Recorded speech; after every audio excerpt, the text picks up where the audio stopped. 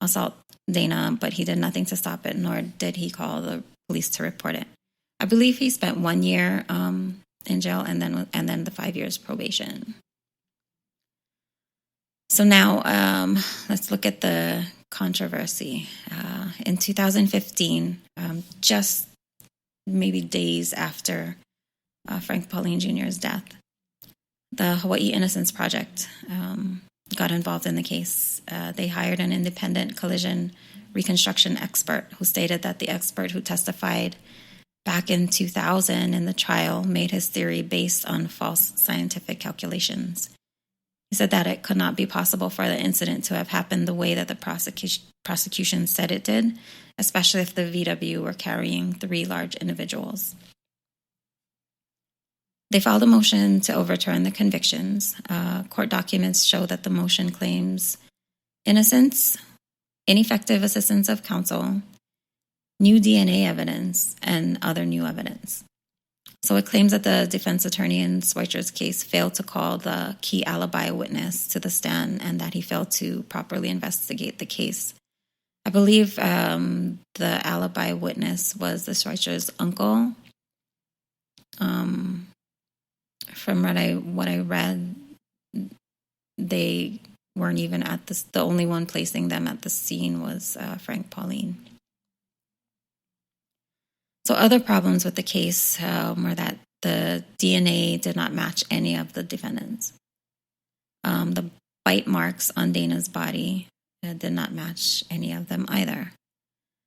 So really there was no physical evidence linking them. Though, again, what was linking them was Frank Pauline Jr.'s confession. They ran the DNA found on Dana's body through the FBI's Combined DNA Index System, or CODIS, and it produced no matches at all. Court documents claim that a confidential informant has come forward with important information relating to the case. Also, aside from the Hawaii Innocence Project, a Seattle-based group called Judges for Justice, we're also taking a look at this case and calling for exoneration of all 3 convicted men. They released a video on YouTube entitled Justice for Dana, in which retired Judge Mike Heavey and his team looked at the evidence and did their own analysis, which included interviewing witnesses that they say saw a man in a lowrider truck in the area that Dana was hit, pick up what they thought to be a child and put it in the bed of the truck. You can find that video on YouTube. They go into a lot of detail about how the investigation may have been tainted, or I'm not gonna say what they're alleging happened, because it is alleged. But the channel on YouTube is called Judges for Justice, so you can go take a look at that if you're interested. This group also worked some high-profile cases, such as the Amanda Knox murder conviction in Italy. They helped to get her released as well. So now the advances in DNA between the early 90s and now are unbelievable. There's a thing called GEDmatch, and I know that you've all heard of things like 23andMe or Ancestry.com, the thing where you spit in a cup and send it back and they can tell you your ancestry. Those programs can also match you with potential relatives down through 4th cousins. This was huge in the case of the Golden State Killer, Joseph D'Angelo, and that's how they caught him. Now, this brings up many questions, ethical questions, privacy questions. I doubt people will want to upload their DNA if they know that it can be used against them or their family members, later. It's super controversial and will probably be debated for a long time. At this time, I don't think that 23andMe and Ancestry.com provides information to law enforcement, but I'm not sure about that. I will say, though, that everyone should be very careful about this. Just having your DNA floating around out there, in my opinion, it's not such a great thing. It's not something that I would personally do, but, to each his own.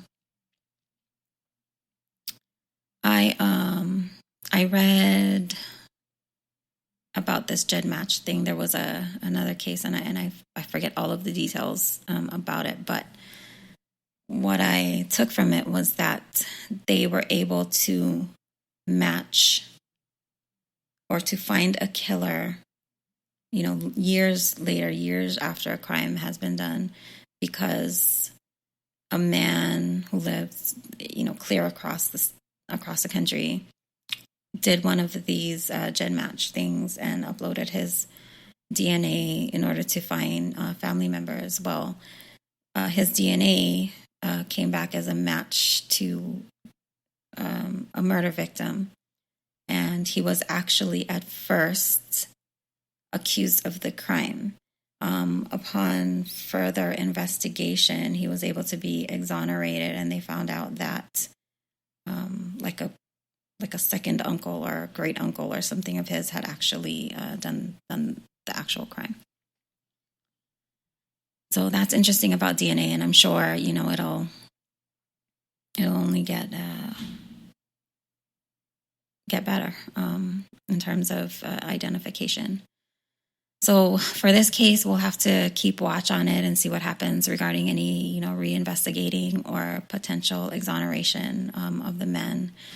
My heart goes out to the Ireland family. I know that justice is so important for them to have for Dana, and I hope, one way or another, that they can have that finality of knowing who did this to their baby and that her murderers are paying for their crimes. Everyone wants justice, but it's just not enough to have someone pay for a crime. It's got to be the correct person or persons. Otherwise, what is our justice system for? There's been so many wrongfully convicted people, and I'm glad that there's the Innocence Project, and I'm glad that there's groups like the Judges for Justice that look out for people's constitutional rights and look out for people who are wrongly convicted. I'm sure there's many, many, many wrongly convicted people. I think that it's a great thing. Some kind of program is out there, watching out for them. But also, on the flip side of that, that means that the actual murderers are walking free, and that is never a good thing. So I would thank you all for listening to today's episode. And if you like it, if you could please share, it really helps out the podcast. Don't forget to subscribe. I'm on Spreaker, Stitcher, Spotify, pretty much anywhere you get your podcast from. Come follow me on Instagram, @ViceCubes, and on Facebook, @ViceCubesPodcast.com. If you have any case suggestions, please go ahead and email me at vicecubes@gmail.com. If you want to help support the podcast, go to patreon.com/ViceCubesPodcast. So for the Patreon, I'm going to be releasing some bonus content there. And I know I've talked about it before, but it's going to be the haunted or creepy stories from Hawaii. And I'm also going to be releasing soon, and this is for the Patreon only, for, how do I explain it? It's kind of like an episode on alternate theories. I don't want to say conspiracy theories, but it's alternate theories. So what I'm talking about is the QAnon movement. I am talking about the flat earth theories. There's a lot of stuff out there that is interesting that people don't really talk about, that, some of these theories, they take hold, and then they don't become, then they're not theories. And then, some of them are proven true. Some of them are, proven not true. Some of them are just theories, But I think it's like super interesting.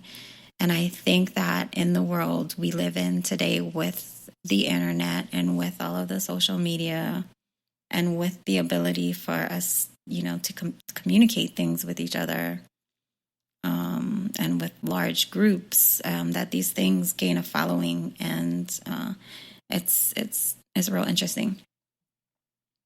So again, that's going to be up on the Patreon. maybe over the weekends.